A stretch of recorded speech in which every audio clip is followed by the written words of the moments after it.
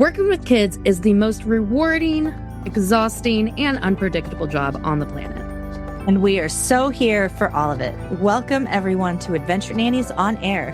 This is the place where we get into the conversations that are really on the minds of incredible nannies and families day in and day out. I'm Shenandoah.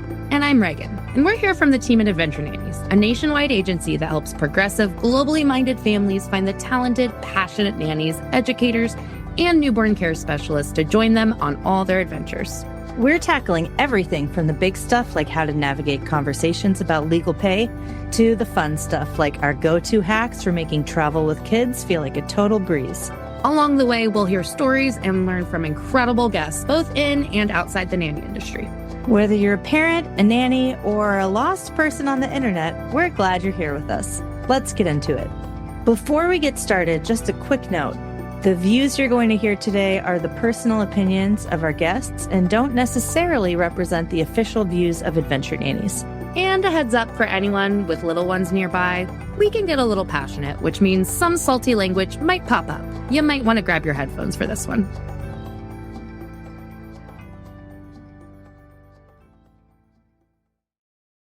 The shiny new year, new me energy might be settling down a little bit, and we're getting into the real nitty-gritty work of what planning the new year ahead really looks like.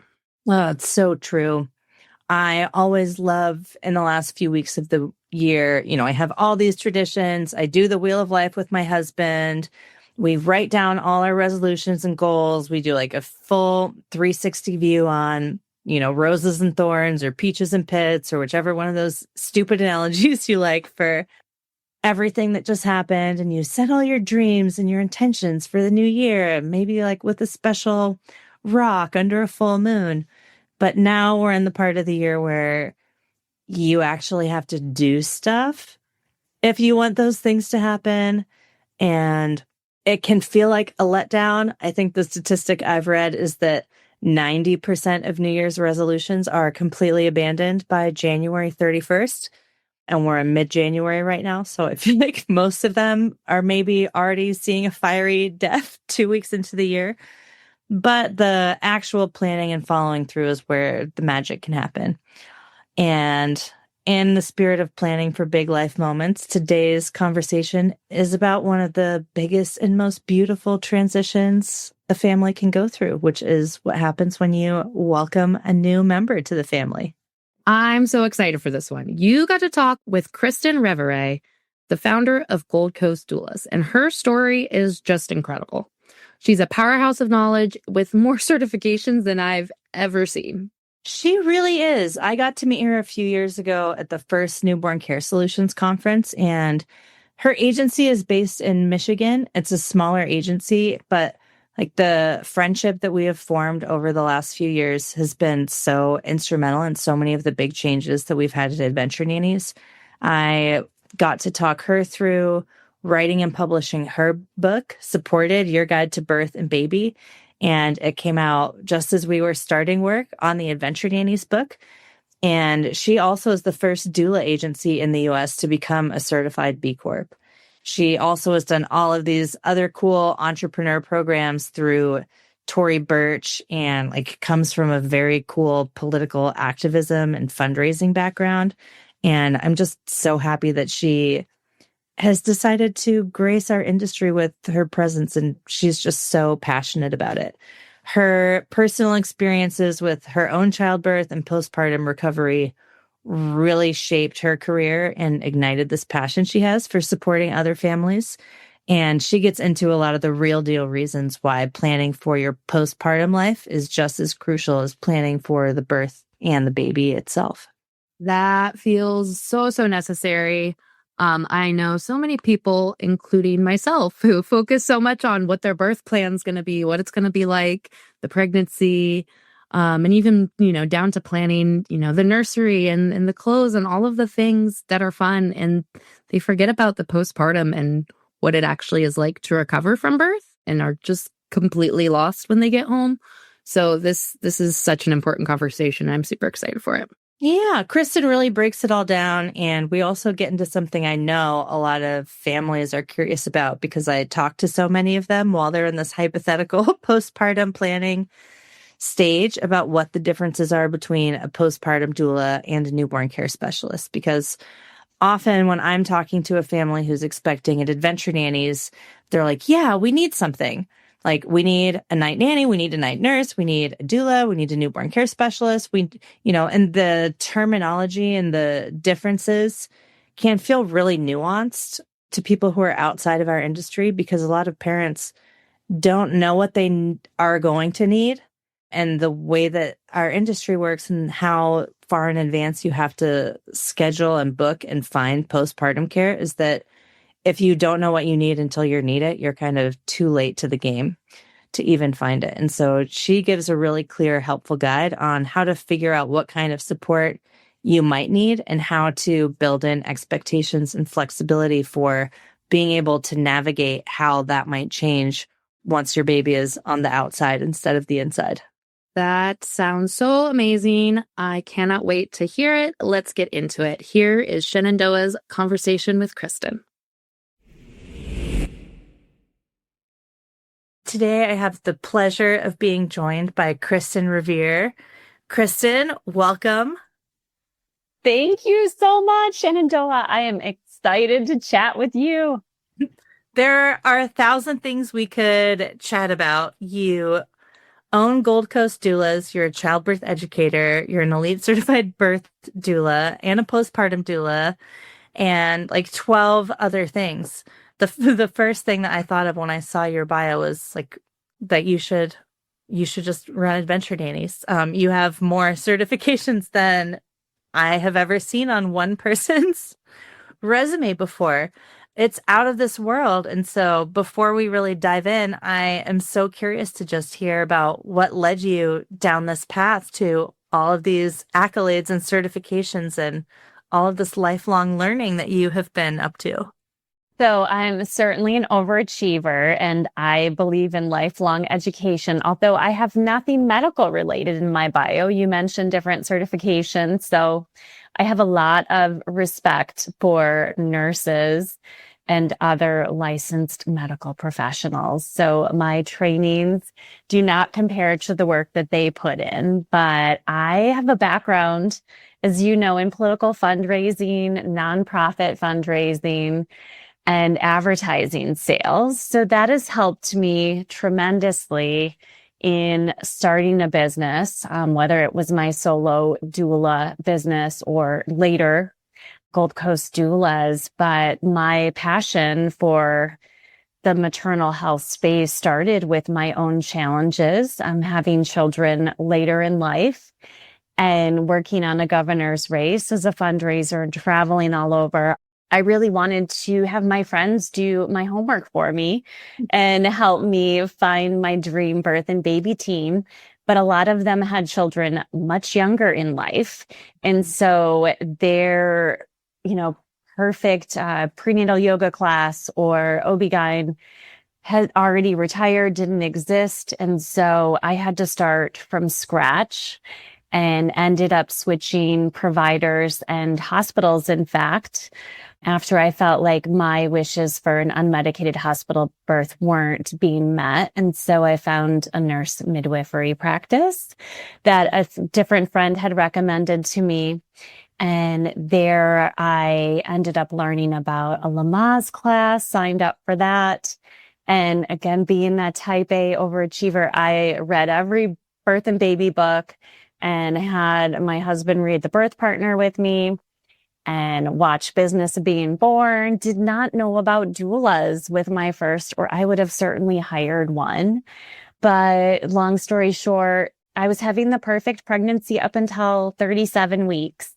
And then I was diagnosed with preeclampsia, put on bed rest, and my dreams for being able to go into labor on my own were altered, and, experiencing a lot of my wishes and plans, were changed. And so that caused a lot of fear. And I was induced at 39 weeks and was fortunate to avoid a lot of interventions, and really only had my membrane swept and Cervidil, so a cervical ripener.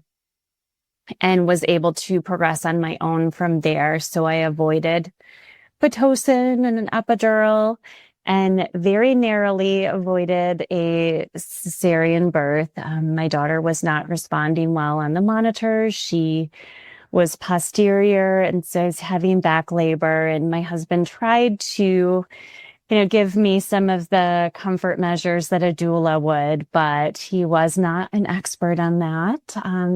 So I was able to turn my daughter with the help of the nurse. He showed Patrick how to sway my hips a bit more with the hip squeezes. And all of a sudden she turned and I was pushing within minutes.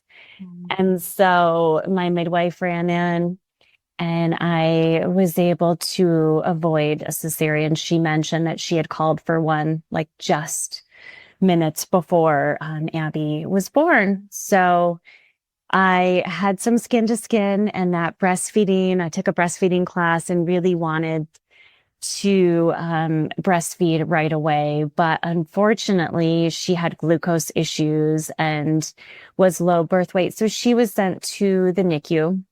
And I was pumping and going back and forth from my room to the NICU. And she was there for nights. And I went home without my daughter. So some of the things that I dreamed would happen of rooming in and breastfeeding right away were, not the reality that I faced. And so I ended up seeking help from hospital lactation consultants and a friend of mine actually rented a hospital grade pump for me when I was home and had some in-home lactation support. And so after Abby was born, I became very passionate about breastfeeding activism and education and helped put on a rally and had some of my political friends speak at the rally. And then I met doulas for the first time. And so when I was pregnant with my son, Seth, outside of letting Patrick know, my first call was to one of the doulas that I met and hired her right away. And my goal was to avoid preeclampsia the second time around. And so I was able to, with their referrals, get into a functional medicine doctor, I saw a naturopath, made sure that I wasn't depleted in any nutrients, minerals, and so on. And then at the advice of my nurse midwife, I swam almost daily and continued with prenatal yoga. And my doulas had me focus on affirmations, meditation. I read hypnobirthing. The instructor was too far for me to travel to, so I took Lamaze a second time. But I experienced labor on my own with my son, and he came after my due date and was a quick and easy birth. So some of the things that I wanted my doulas to do, like have a labor laid list and, spend all of this time with physical support, didn't happen, but their compassion and resources and support throughout pregnancy made all of the investment worthwhile. And so I then became passionate about teaching classes as a way to give back and support families. So I went to a training in Virginia with my family when my son was a few months old and promoted the classes. And I started teaching right after my training, but with my marketing experience, promoted the classes right away and filled my first class. And of course, my students, being that it was an 8-week class, connected with me and wanted me to be their doula. Mm-hmm. And so I thought, okay, I might as well go get this training. So I went to Florida for a doula training and thought I would take a student here or there as a hobby. But I fell in love with the work and the vulnerable way that we serve our clients in a time of transition. And women have been doing the work of nannies, of birth doulas, postpartum doulas since the beginning of time. It just wasn't a profession. Mm-hmm. And so I eventually transitioned to birth work full time. It took me several years to be able to afford to leave my job and consulting work. But when I started Gold Coast Doulas almost 10 years ago with my former business partner, we brought a postpartum doula training to our area. And postpartum doulas, there were a couple of them, but they focused more on daytime household tasks and very short shifts. And I really wanted to focus on overnight support and newborn care. So we brought a training with that focus to our area and hired postpartum doulas from that original training as we built the agency, which at launch was mainly birth doulas, educators, and lactation consultants. And so, so I decided to, along with my team, take all the trainings and everything from being a certified loss doula to a baby registry consultant to getting VBAC certified, vaginal birth after cesarean, and wanted to be able to listen to my community and add resources that they needed. And also we got rid of some services that weren't as in demand by our mainstream clientele. Feel like in my area, especially in West Michigan, doulas tended to be more home birth or unmedicated focused. And at Gold Coast, we support all families, no matter how they choose to birth their baby or where they choose, or how they choose to feed their baby or parent, as long as, of course, things are safe. So we promote safe sleep and would never attend a birth without a midwife or an OB. So so we separated ourselves a bit, and our clientele are much different than, say, the typical doula might seek out. And so we work with a lot of physicians, a lot of corporate and professional families. And I became focused, although I still am a birth doula and love attending births and still teach childbirth classes. I became very passionate about that postnatal recovery time and the choices that families have to make, whether they go back to work full time or stay home, and how they choose to, again, parent and feed, and the well-meaning friends and family members that may have some judgment. We are there as a resource and guide, and again, provide the judgment-free support. So that is my story, a little bit long-winded, but I feel like we survived the pandemic and a lot of agencies were closing. And luckily in my state, we were considered essential workers and were able to work in hospitals through the majority of that time, where states like New York, doulas weren't working for multiple years. And of course, that transition time of not feeling comfortable with a newborn care specialist or a postpartum doula in the home was challenging. So wrote some grants and created an online course called Becoming a Mother. And that course eventually became my book, Supported Your Guide to Birth and Baby. Amazing. That's an incredible story. And I feel like, especially since COVID, I would also label myself as an overachiever. I would agree. I would think that we are similar in that way. No one who knows me would disagree there. But I have so many entrepreneurial friends who have become mothers in the last few years, both in the industry and in other industries, who despite talking to so many families, reading so many books, taking so many courses, kind of decided to go it alone. And it took until the day they were going to the hospital, or when their baby was 2 weeks old, or when their baby was a month old, for them to say, wait, why, what kind of trophy was I trying to win? Why did I think that it would be better for me to do all of this Right. self, or like what was I kind of thinking? Because as you experienced with your daughter, like the moment that you realize you need it is often too late to be lining it up. So I would love to hear your perspective on why it is so important to plan for so much of these things that feel like we'll figure it out later. From childcare to the division of labor and pregnancy, while you are kind of in those early days and figuring out your birthing plan, instead of this like, well, like it's all about the birth, and then once the baby comes, then we'll figure out the rest of this crap.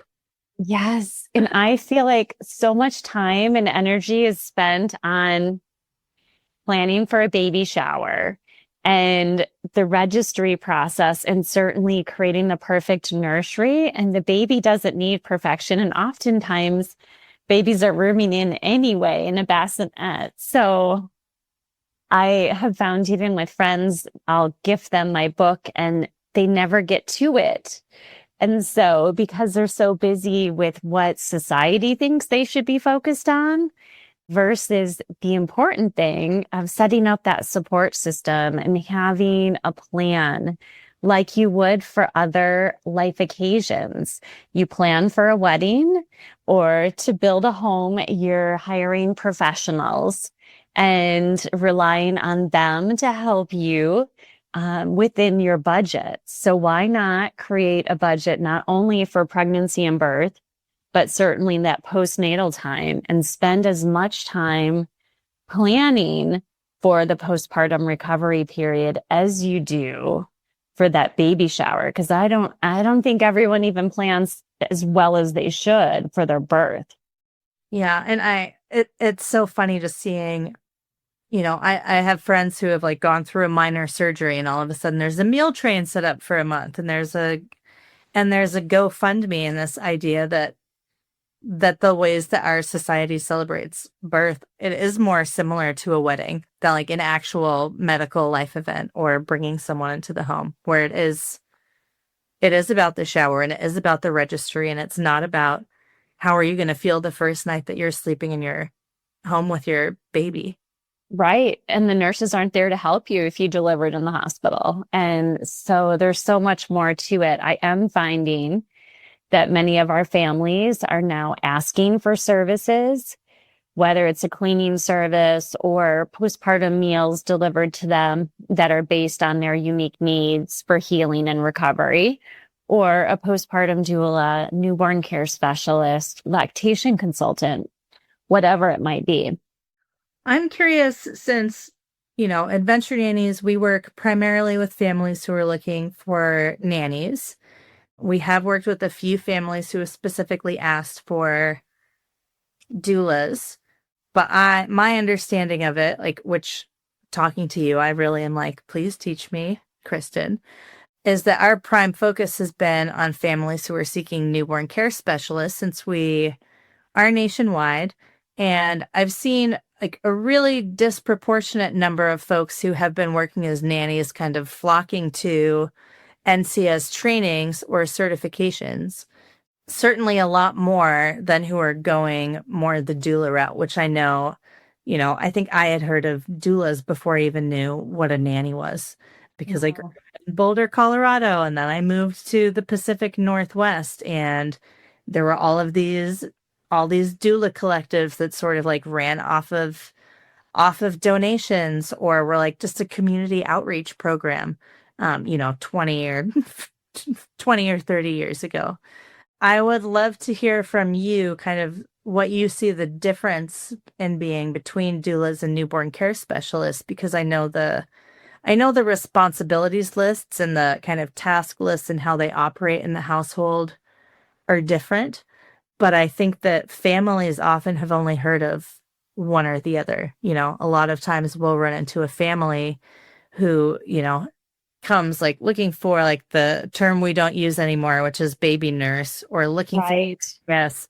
But then when we talk to them, it sounds like what they actually are hoping for is more of a postpartum doula role. So do you mind explaining to me and the listeners about the difference a little bit?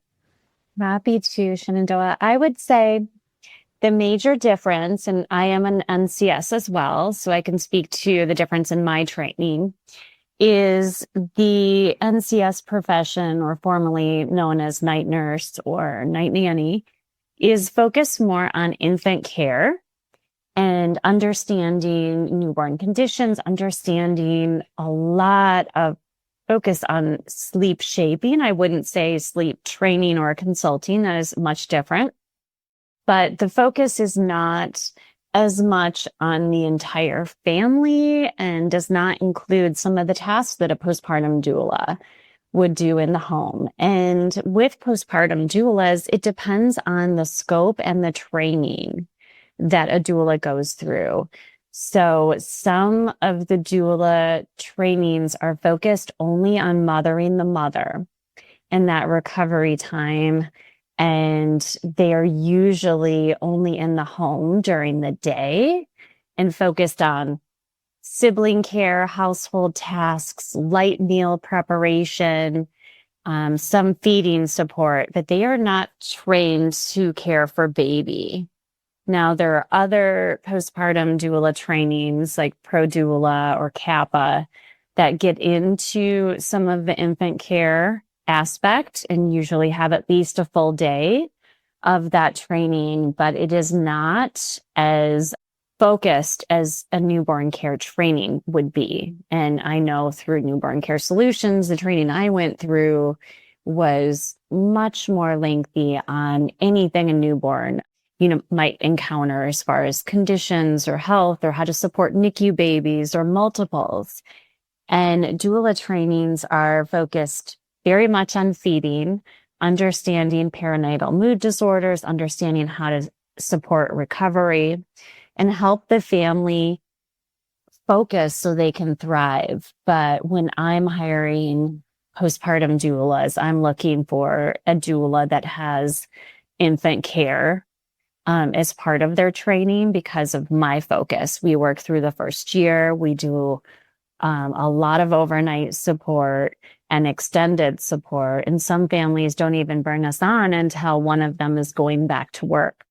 And some certainly want us there for the first night.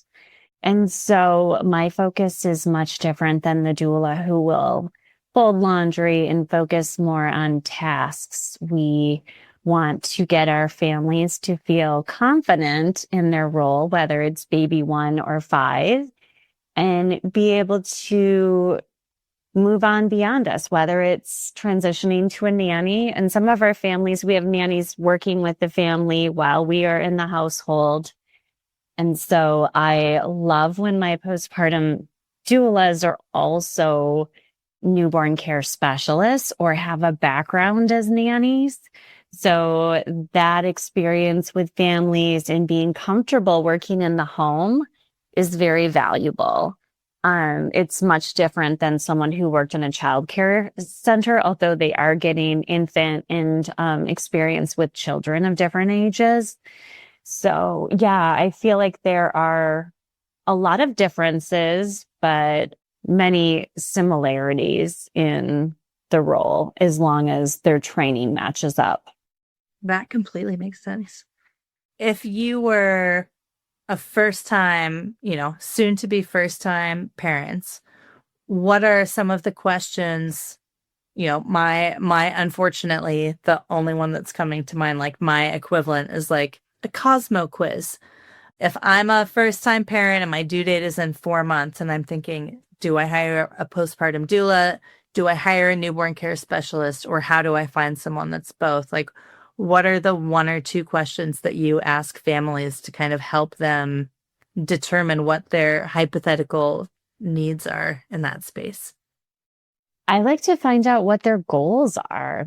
And if their goal is more of the household help and daytime, then a postpartum doula is going to be perfect for them. Or if they're looking at newborn focused care only, then they need a newborn care specialist or a postpartum doula who is confident with newborn care as part of their training and is comfortable with overnights. So I have some of the contracted doulas on my team work only days.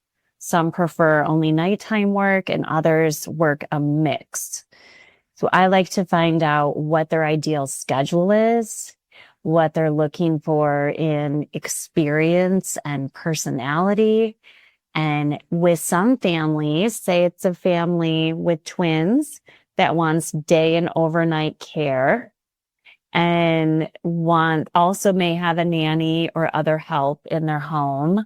And some of them may have multiple doulas. I have a big team with 25 total contractors, and not all of them are doulas. But with doulas, like some of the families have had 10 doulas between day and overnight in their home. And are they comfortable with that? And I have seen with some of these fertility benefits like Carrot and Progyny and Maven that families have 6 weeks, depending with Carrot now, some families have up to 12 weeks of support. So they need a big team to be able to accommodate that request, especially if they're calling me after baby's been born or very close to their due date where it's more difficult to match them up with just one or two postpartum doulas or, again, an NCS. What advice do you have for folks who have been nannies for a long time and are excited about moving into the postpartum world? Because I know that a lot of folks are cross-trained as doulas and NCSs. To me, from what I've kind of seen through my work at Adventure Nannies and talking to a lot of candidates is that, and I'm like a pretty like textbook judgmental person. I love personality tests. And I feel like within 15 seconds of talking to someone, I can kind of put them in like, you're a postpartum doula or you're an NCS camp. Yes. Same way I would say like, you're an introvert, you're an extrovert, you're you're an Enneagram 3, you're an Enneagram 9. But what advice do you have for folks who kind of want to make that career transition, but are not sure which path makes more sense for them? Ooh, such a good question.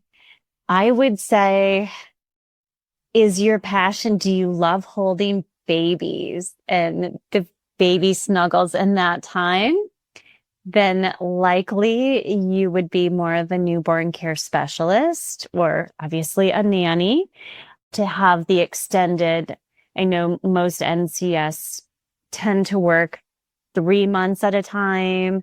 They might travel to other cities and states or, even accompany their clients on their own travels with a newborn or infant. And so that is a bit different than a postpartum doula and their roles. And being comfortable with the entire family and some of the balancing that a postpartum doula would do. And do they feel confident with recovery support and understanding perinatal mood disorders and giving proper referrals? And doula is one of our roles, whether it's a birth doula or a postpartum doula, is understanding all of the options in the community to give as referrals. So everything from a nutritionist to a pelvic floor physical therapy therapist to a nanny agency like Adventure Nannies to be able to refer our clients on. And so are you comfortable getting connected in the community in that way and or working for an agency like Gold Coast Doulas who already has a trusted list of resources and referrals? Or are you wanting to snuggle a baby and then move on to the next client after 3 months? With our postpartum doulas, we might only work with a family for a few days or through that first year of a contract. It varies. So yeah, you may have 20 different clients you're working with in, a year, for example. What are you seeing changing in the doula industry right now? Because I know like Carrot is relatively new, like doulas are becoming something that a lot of families have newfound access to that didn't a few years ago. So how is that impacting things on your end? Definitely getting a lot more interest in the field and exposure, whether it's positive or negative. I do still find that articles that are out there about postpartum doulas are that it's seen as something that only celebrities or the elite class can afford, and that you shouldn't be asking for help. Like, the comments on the few articles on the role of a postpartum doula have been very negative. Like, that the mom, isn't wanting to mother her baby and hiring help, and that it is something that is a selfish investment versus something that should be normalized, and again has existed over time in many cultures where women are supporting women in that postnatal recovery time with food and newborn care and emotional support and wisdom and guidance. And so I find that, also there are more benefits, and even I had an uncle gift postpartum support recently to his niece. And so that is so lovely, but it has expanded the interest in the field, and people who may not have sought out this work are looking at opportunities in the space. But Carrot is probably the bigger, along with Progyny, that companies are offering with Carrot 6 weeks. Some companies have 12 weeks of benefits. A lot of them are in the tech space and remote workers. So they might be in Grand Rapids, in my area, but employed by a company in Seattle, for example. And so I have really been pushing, educating on understanding your options, and fully taking advantage of not only the birth doula support covered in those benefits, but also the day and or overnight postpartum support. So are people getting in it for the wrong reason? I'm not sure, because of the lack of marketing that, you don't need to market yourself to take Medicaid, for example, for birth, because if you're enrolled and can provide that service in the states where Medicaid covers birth doulas and postpartum visits, then people who are afraid of running a business or marketing might enter the field. And now with these fertility benefits like Carrot, more and more, say, nannies or childcare providers are interested in the postpartum doula space. So I'm happy that more people are getting in the field, because I always need more doulas, especially in some of the rural areas that we cover, like northern Michigan, where it's hard to find people who are willing to go through a training and get liability insurance, get their own business, LLC set up to be able to work for me. So I am thankful for the awareness and people wanting to get into the field because of some of these benefits, like Medicaid coverage that we don't offer, but the Carrot fertility benefits and others like Progyny have given more access to families and more options to make the income sustainable for doulas. Yeah.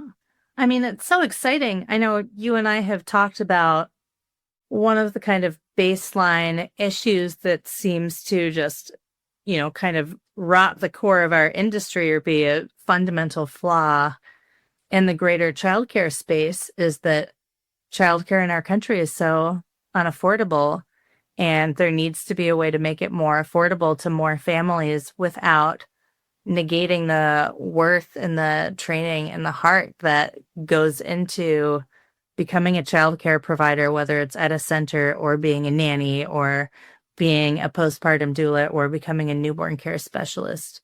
Right.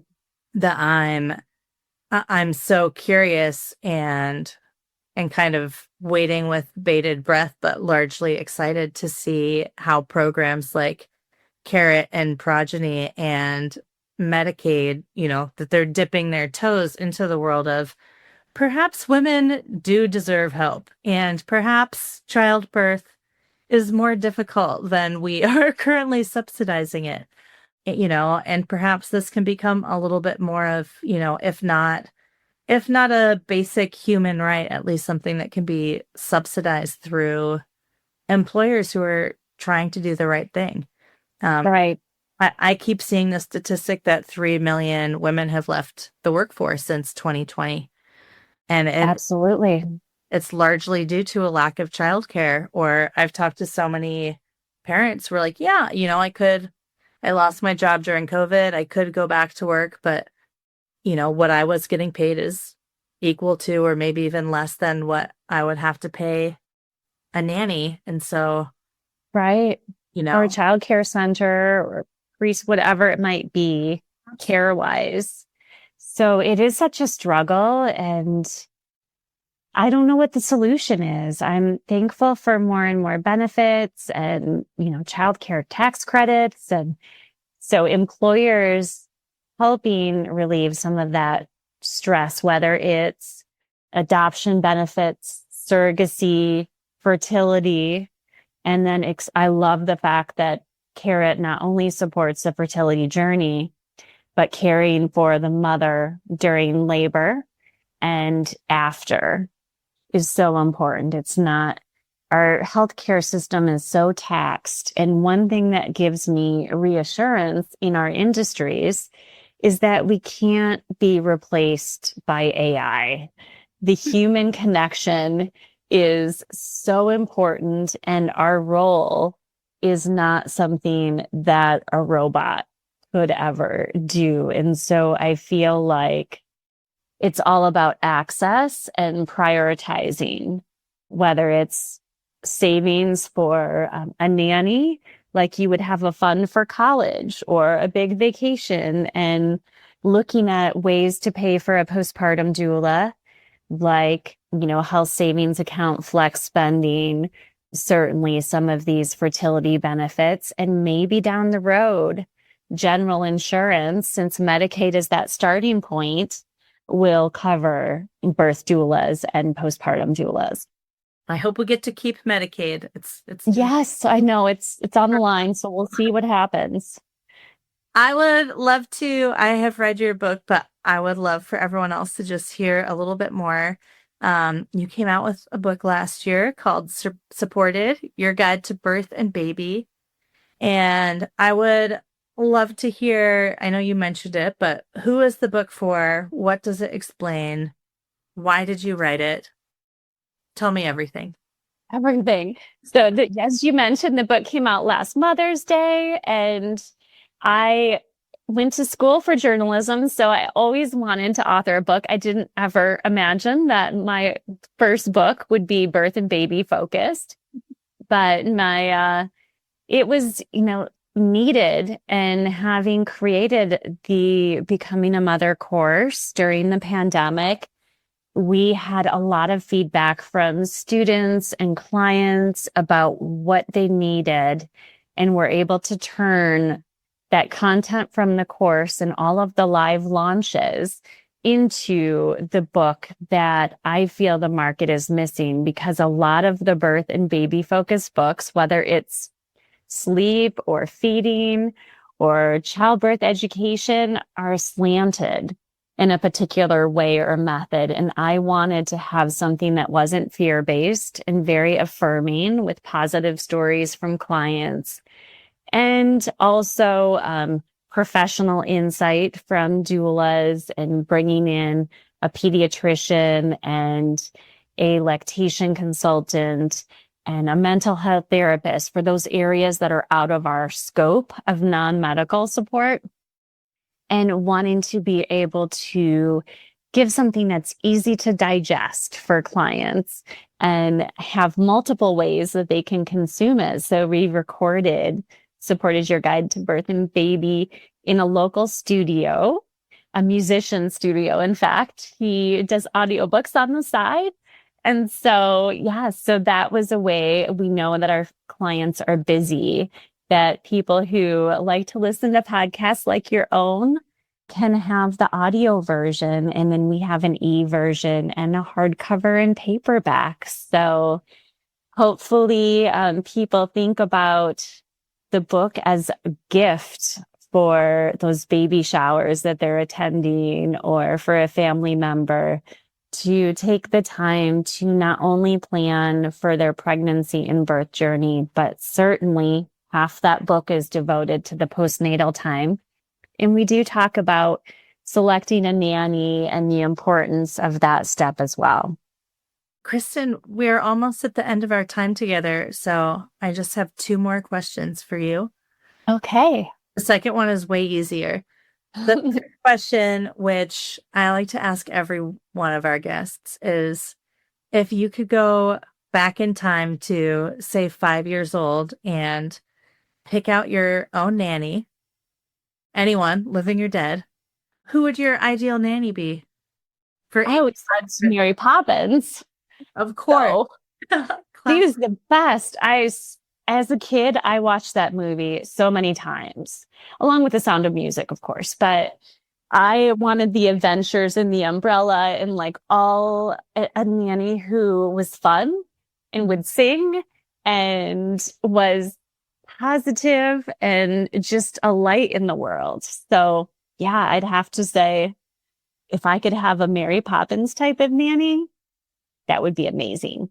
The Sound of Music was my movie growing up. That I would fake having a stomach ache so I could go lay on the couch and watch that. They're both so excellent. They're so wonderful. Okay, wonderful answer. The second question is, where can people find out more about you, buy your amazing book, get in touch with you if they would like to? So I have a website called goldcoastdoulas.com that has pretty much all of our online courses and classes, as well as the book, Supported Your Guide to Birth and Baby. Supported also has its own website, supportedbook.com, and you can find it on any online bookseller, and including bookshop.org, that I love to support as a fellow B Corp, and they give back to local bookstores. And we are in select bookstores and growing that, and also in select libraries.